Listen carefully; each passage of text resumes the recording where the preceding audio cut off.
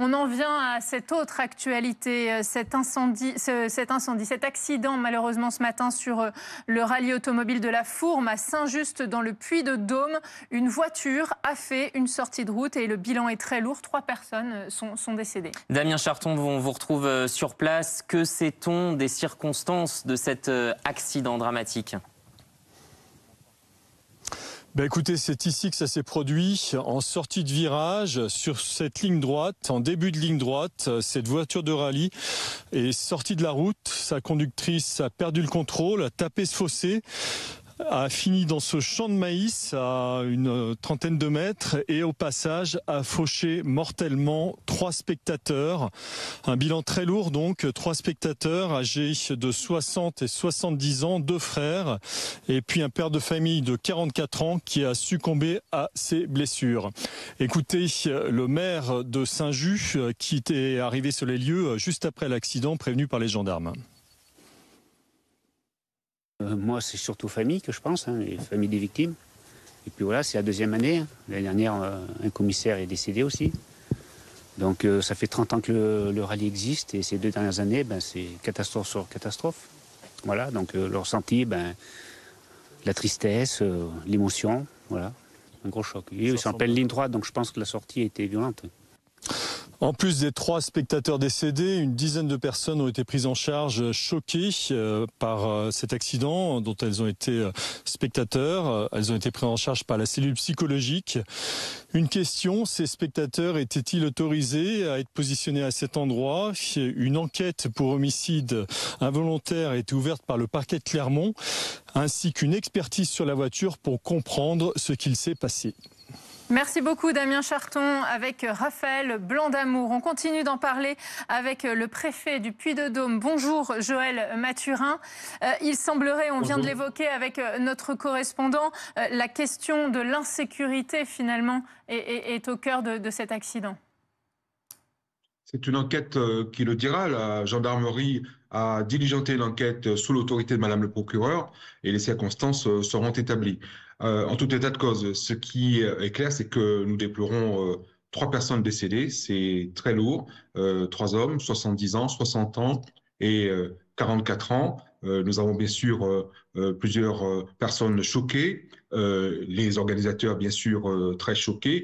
C'est la raison pour laquelle nous avons mis en place en début d'après-midi une cellule psychologique avec les services du SAMU qui ont permis cette cellule a permis de prendre en charge les personnes impliquées, prendre en charge les familles aussi parce qu'il fallait annoncer la mauvaise nouvelle, très mauvaise nouvelle aux familles.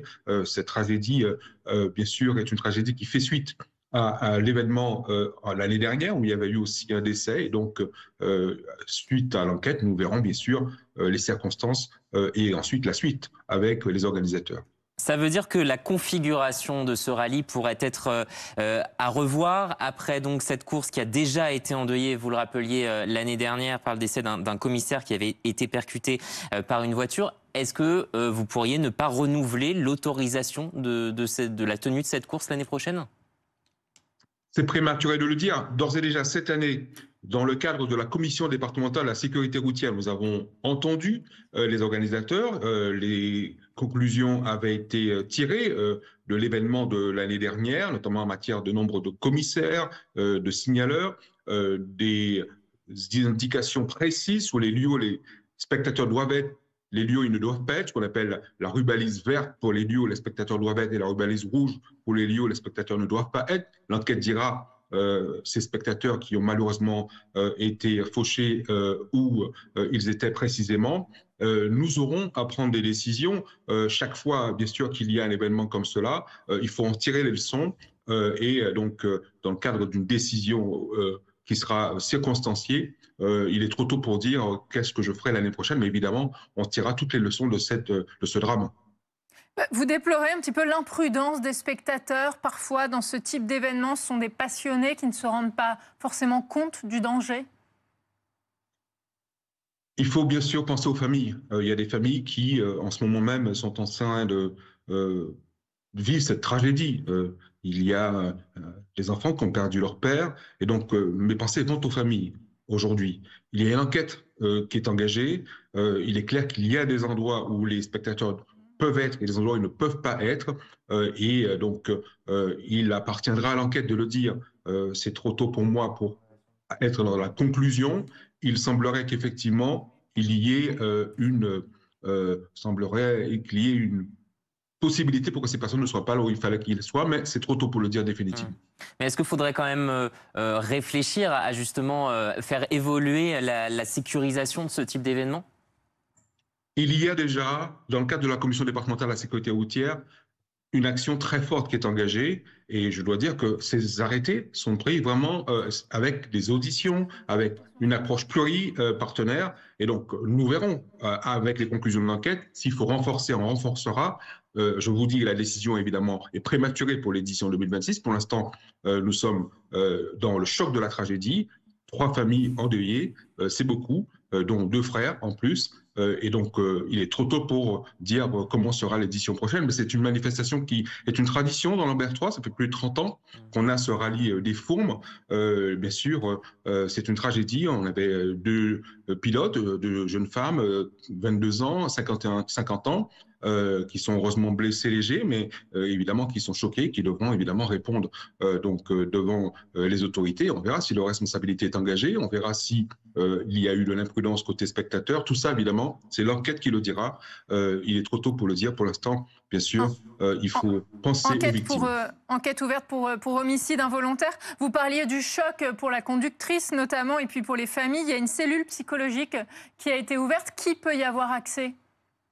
Alors, tous ceux qui sont impliqués, cette cellule, c'est le SAMU, qui, bien sûr, elle a été mise en place tout de suite à la salle des fêtes de la commune de Saint-Just. Tous ceux qui sont impliqués, et même demain ou après-demain, on peut faire le 15 si dans la nuit ça s'est mal passé, même si on n'a pas été tout de suite à la cellule, on peut faire le 15 et on sera pris en charge dans le cadre de cette cellule psychologique si les personnes qui ont assisté ou qui ont été membres des organisateurs en ressentent le besoin, ils font le 15 et ils seront pris en charge. Merci beaucoup Joël Mathurin d'avoir été notre invité. On continue d'en parler avec Bernard Darniche. Bonsoir, merci d'être avec nous. Vous êtes ancien pilote de rallye et porte-parole de l'association Citoyens de la route. On évoquait parfois cette imprudence des spectateurs de ce type de course. Est-ce qu'il faut davantage les sensibiliser ? Écoutez, bonsoir à tous. D'ailleurs, je suis évidemment solidaire de cette tragédie, que ce soit du côté des pilotes ou du côté des familles, parce que entre les spectateurs et les gens qui sont au volant des voitures, c'est un tout cohérent. Enfin, les gens qui viennent là, ce sont des gens passionnés d'automobile, et c'est une tragédie, comme Monsieur le Préfet le disait si bien, que d'aller annoncer à des familles qu'il y a des gens disparus. Mais au-delà de tout ça, les endroits sécurisés sont toujours très bien sécurisés. Les organisateurs, même des petits rallyes régionaux comme celui où nous avons vu cette tragédie, sont soumis à des normes et des règles très précises de la part des instances de tutelle et ils ne peuvent pas faire n'importe quoi. Lesquelles alors ces règles ? Les règles, c'est éviter. Alors, ces règles sont éditées par des gens qui sont la plupart du temps d'anciens rallyman, qui ont une vision extrêmement précise des risques encourus par les spectateurs à certains endroits. Donc, ils font de façon à créer des zones de spectateurs sécurisées, vous savez, et les zones où il ne faut pas aller, elles sont délimitées avec des banderoles rouges et blanches pour définir aux gens que là, il y a un risque potentiel. Et avant que les premiers concurrents passent, il y a des voitures d'ouverture, des voitures zéro, etc., des voitures haut-parleurs qui disent aux gens, quand ils sont mal placés, de sortir de cet espace qui manifestement pourrait potentiellement être dangereux. Mais vous savez, les gens dans la passion, les gens qui viennent sur ces rallyes, dans tous les rallyes, il y a la passion, ils marchent beaucoup pour accéder. Ils passent un moment ensemble, ils mangent des sandwichs, et puis quelquefois, ils sont euphoriques pour des raisons que je ne citerai pas, mais ils sont euphoriques. Et la passion et l'envie de passer un bon moment, quelquefois, met très en arrière le sentiment d'insécurité ou de sécurité. On est dans un système qui est très très difficile à maîtriser sur des petites routes où manifestement la vitesse n'est pas très très grande. Les voitures, c'est un rallye régional, ce ne sont pas entre guillemets des monstres de puissance, autant les voitures qui ne roulent pas très très vite, mais malgré ça, le risque zéro n'existe pas. Vous voulez dire que c'est plutôt facile pour ces passionnés, comme vous dites, de passer ces rubalises. On parlait tout à l'heure avec le préfet de rubalises vertes et rouges. Finalement, les passionnés ne s'en rendent pas compte. Ils sont dans le feu de l'action et ils passent facilement ces barrières. Vous savez, quand il y a de la passion quelque part, on perd un peu la raison. Je ne veux pas dire que la raison a été perdue. Comme monsieur le préfet le disait très justement, il y aura enquête. Mais par habitude, je me rends bien compte que les gens... on est dans une société, on le voit dans tous les domaines, braver un peu les interdictions, bon, c'est pas quelque chose qui fait mal au cœur. On aime bien braver. Au milieu de la campagne, comme ça, on n'a pas l'impression qu'il y a le moindre risque, sauf que la perte de contrôle d'une voiture, même si ce n'est pas une voiture ultra puissante, c'est très possible. Le bris mécanique aussi est très possible. Moi, je conseille aux gens qui sont des spectateurs de rallye d'essayer d'imaginer une voiture.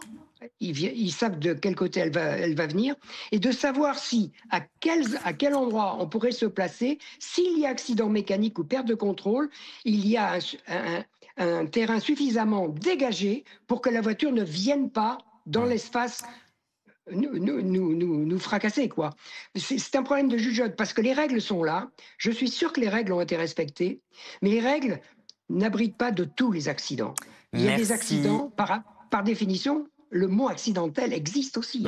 Merci beaucoup Bernard Darniche pour votre éclairage après donc cet accident qui a fait 3 morts lors du rallye automobile de la Fourme dans le Puy-de-Dôme.